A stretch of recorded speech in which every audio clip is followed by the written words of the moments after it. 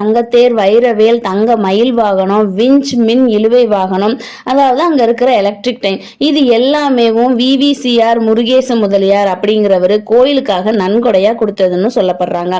சொல்லப்படுறது மட்டும் இல்லாம அங்க அதுக்கான கல்வெட்டுக்கள் எல்லாமே நம்மளால பார்க்க முடியுது. இதை பார்க்குற ஒரு சிலர் சொல்ற விஷயம் என்ன அப்படின்னா, இவங்க வரி ஏய்ப்பு செஞ்சுதான் இந்த மாதிரி கோயிலுக்காக செய்யறாங்க. இப்படி கோயிலுக்கு செய்யறதுக்கு பதிலாக ஏழை எளிய மக்களுக்கு கொடுக்கலாம், குழந்தைங்களோட கல்வி செலவுக்கு கொடுக்கலாம் அப்படின்னு நிறைய பேர் பேசினாலுமே இது அவங்க சம்பாரிச்ச பணம், அது அவங்களோட இஷ்டம், அவங்க எந்த விதத்துக்கு செலவழிக்கணும்னு.